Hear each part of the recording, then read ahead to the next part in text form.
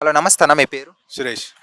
ఇప్పుడు MP elections వస్తున్నాయి కదన్నా, ఏ పార్టీకి గెలిచే అవకాశం ఉంది? మెజార్టీ బీజేపీకి వస్తుంది. ఎందుకు బీజేపీ అనుకుంటున్నారు? డెవలప్మెంట్ కానీ, ఇంకా ఎకనామిక్ కానీ, ఇండియాలో కాశ్మీర్ ఇష్యూస్ కానీ, రామ్ మందిర్ కానీ ఇలాంటి ఇష్యూస్ బీజేపీ మాత్రమే చేయగలిగింది. సో నెక్స్ట్ కూడా బీజేపీ వస్తుందని ఎక్స్పెక్ట్ చేస్తాం. ఈ మల్కాజ్గిరిలో చూసుకుంటే బీజేపీ అభ్యర్థిగా ఈటెల రాజేందర్ అని గెలుస్తారనుకోవచ్చు. ఛాన్సెస్ ఎక్కువ ఉన్నాయి. Second place Congress. ఒకవేళ ఈటెల గారు గెలిస్తే కేంద్ర మంత్రి అయ్యే అవకాశాలు ఏమైనా ఉన్నాయా? ఛాన్సెస్ ఉన్నాయి. Is the one of the senior person in the politician right. So you might have the chances. కేంద్రం నుండి నిధులు తీసుకొని రాగలుగుతారా ఈటెల గారు? నమ్మకం ఉందండి. రాగలుగుతాడు. But depends on the local leaders development ఎలా చేయగలుగుతారు అనేది అది ఎక్స్పెక్ట్ చేయలేం, చూడాలి. ఈటెల గారిని కొంతమంది నాన్ లోకల్ అంటున్నారు, మరి ఇక్కడ ప్రజలు ఈటెల గారిని ఆదరిస్తారా? ఇక్కడ మల్కాజ్గిరి ప్రజలు యాక్చువల్లీ ఆయన మోస్ట్లీ అల్వాల్లో ఉంటాడు. Mostly is a local person only. But is a proper is in Kamalapur కాబట్టి అక్కడ ఎమ్మెల్యే గెలిచింది. ఎందుకంటే నేను అక్కడ నుంచి వచ్చేవాడిని. మాది హుజరాబాద్ కాన్స్టిట్యున్సీ.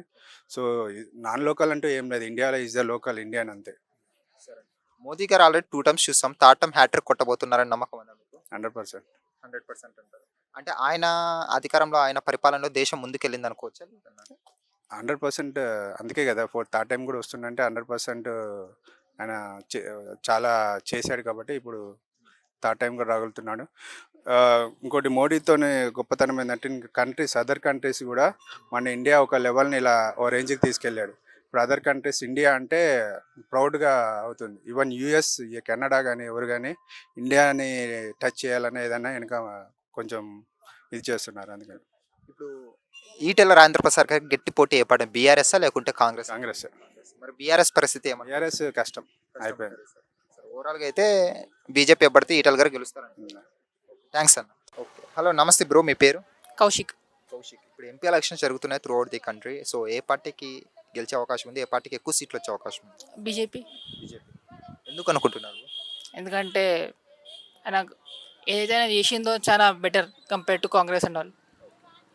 అంటే బీజేపీ అనేది ఒక హిందుత్వ పార్టీ, ఒక రిలీజియన్ పార్టీతోనే పోతుంది ముందుకు అంటున్నారు. దాని గురించి మీరు ఏమంటారు? అలా ఏం లేదు. Political wise it's very good.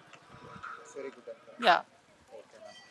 ఒకవేళ కాంగ్రెస్ వచ్చింది అనుకున్నా కూడా అది బీజేపీ సైడ్ అవ్వడం వల్లే, కానీ అది నార్మల్గా అయితే బీజేపీని వస్తారంటారు. మోదీ గారిని అలా 2 times చూసాము, థర్డ్ టైం హ్యాట్రిక్ కొట్టబోతున్నారు అనుకోవచ్చు.